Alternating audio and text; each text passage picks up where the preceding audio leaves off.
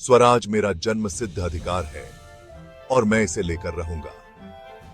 बाल गंगाधर तिलक का यह शक्तिशाली कथन मिशन स्वराज के सार को दर्शाता है। एक ऐसा मिशन जो भारतीय स्वतंत्रता संग्राम के दिल में बसा हुआ है। यह एक ऐसी अवधारणा है जो भारत के स्वतंत्रता संग्राम से गहराई से जुड़ी हुई है। स्वराज का अर्थ केवल राजनीतिक स्वतंत्रता नहीं है, बल्कि यह एक व्यापक दृष्टिकोण है जो आत्मनिर्भरता, सामाजिक न्याय और व्यक्तिगत सशक्तिकरण को भी समाहित करता है। महात्मा गांधी ने भी स्वराज की इस अवधारणा को अपनाया और इसे अपने आंदोलन का केंद्र बिंदु बनाया। उनके लिए स्वराज का मतलब था कि हर व्यक्ति और हर गांव आत्मनिर्भर हो।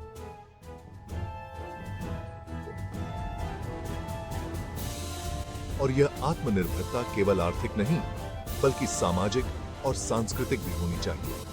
यह आत्मनिर्भरता सामाजिक न्याय और व्यक्तिगत सशक्तिकरण के समग्र दृष्टिकोण का प्रतीक है।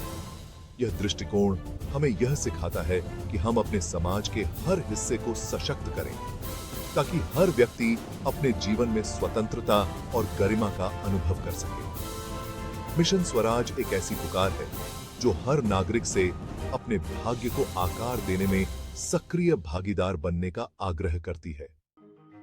स्वराज के बीज भारत की आजादी से बहुत पहले बो दिए गए थे। प्राचीन काल से ही भारतीय समाज में स्वशासन की अवधारणा मौजूद थी। यह विचार न केवल राजनीतिक स्वतंत्रता का था, बल्कि सामाजिक और आर्थिक स्वतंत्रता का भी था। प्राचीन गणराज्यों से लेकर ग्राम पंचायतों तक स्वशासन की अवधारणा की जड़ें भारतीय इतिहास में बहुत गहरी हैं। प्राचीन भारत में गणराज्य और पंचायतें स्वशासन के उत्कृष्ट उदाहरण थे। ये संस्थाएं स्थानीय स्तर पर निर्णय लेने और प्रशासन चलाने में सक्षम थीं। हालांकि यह ब्रिटिश उपनिवेशवाद के खिलाफ संघर्ष के दौरान था, जब स्वराज जनता के लिए एक नारा बन गया। ब्रिटिश शासन के अत्याचारों और शोषण ने भारतीयों को स्वराज की आवश्यकता का एहसास कराया। महात्मा गांधी, जवाहरलाल नेहरू और सरदार वल्लभ भाई पटेल जैसे नेताओं ने स्वराज की लौ को फिर से जगाया, इसे एक जन आंदोलन में बदल दिया। गांधी जी ने स्वराज को केवल राजनीतिक स्वतंत्रता तक सीमित नहीं रखा, बल्कि इसे आत्मनिर्भरता और आत्मसम्मान का प्रतीक बनाया। गांधी जी का स्वराज का सपना राजनीतिक आजादी से कहीं आगे तक जाता था। उन्होंने एक ऐसे समाज की कल्पना की जो न केवल विदेशी शासन से मुक्त हो, बल्कि आंतरिक बुराइयों से भी मुक्त हो। उन्होंने एक ऐसे समाज की कल्पना की जो गरीबी, असमानता और सामाजिक बुराइयों से मुक्त हो। गांधी जी का मानना था कि सच्चा स्वराज तभी संभव है जब हर व्यक्ति को समान अवसर और अधिकार मिले। अहिंसक प्रतिरोध, ग्रामोद्योग और सांप्रदायिक सद्भाव पर उनके जोर ने भारतीय आबादी को गहराई से प्रभावित किया। गांधी जी ने स्वदेशी आंदोलन के माध्यम से भारतीयों को आत्मनिर्भर बनने के लिए प्रेरित किया। स्वराज का संघर्ष भारतीय लोगों की अदम्य भावना का प्रमाण था। इस संघर्ष ने भारतीयों को एकजुट किया और उन्हें अपने अधिकारों के लिए लड़ने की प्रेरणा दी। इसने उत्पीड़न की बेड़ियों को तोड़ने और अपना रास्ता खुद बनाने के उनके अटूट दृढ़ संकल्प को प्रदर्शित किया। स्वराज का यह सफर न केवल भारत की आजादी की कहानी है, बल्कि यह आत्मनिर्भरता, आत्मसम्मान और आत्मविश्वास की भी कहानी है। स्वराज को अपनाने के अनेक लाभ हैं। यह केवल एक राजनीतिक सिद्धांत नहीं है, बल्कि एक जीवन शैली है जो हमें अपने जीवन और समाज को बेहतर बनाने के लिए प्रेरित करती है।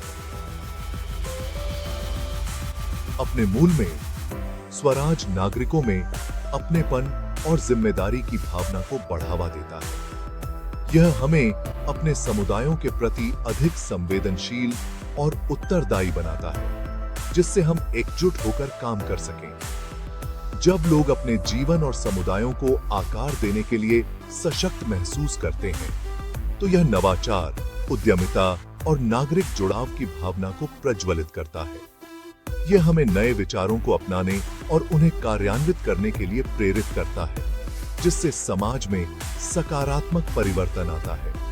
स्वराज आत्मनिर्भरता को बढ़ावा देता है।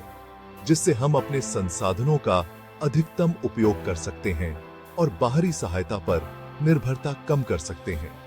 स्थानीय उत्पादन और खपत को प्रोत्साहित करता है, जिससे स्थानीय अर्थव्यवस्था को मजबूती मिलती है और रोजगार के नए अवसर उत्पन्न होते हैं। बाहरी ताकतों पर निर्भरता को कम करता है।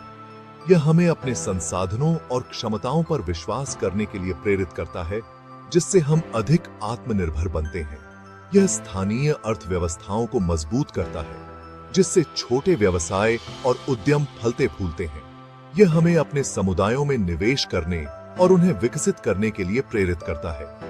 रोजगार के अवसर पैदा करता है, जिससे लोगों को अपने कौशल और क्षमताओं का उपयोग करने का मौका मिलता है। यह हमें अपने पारंपरिक ज्ञान और कौशल को संरक्षित करने के लिए प्रेरित करता है और पारंपरिक ज्ञान और कौशल को संरक्षित करता है। यह हमें अपनी सांस्कृतिक धरोहर को संजोने और उसे अगली पीढ़ी को सौंपने के लिए प्रेरित करता है। इसके अलावा स्वराज एकता और सामाजिक सद्भाव की भावना को बढ़ावा देता है। जहां भारत ने 1947 में राजनीतिक स्वतंत्रता हासिल कर ली थी, वहीं सच्चे स्वराज की यात्रा अभी जारी है। आज की तेजी से बदलती दुनिया में आत्मनिर्भरता, सामाजिक न्याय और व्यक्तिगत सशक्तिकरण के सिद्धांत पहले से कहीं अधिक प्रासंगिक हैं। वैश्वीकरण और तकनीकी प्रगति अवसर और चुनौतियां दोनों प्रस्तुत करते हैं। अपनी सांस्कृतिक पहचान और आर्थिक संप्रभुता की रक्षा करते हुए इन प्रगति का उपयोग करना महत्वपूर्ण है।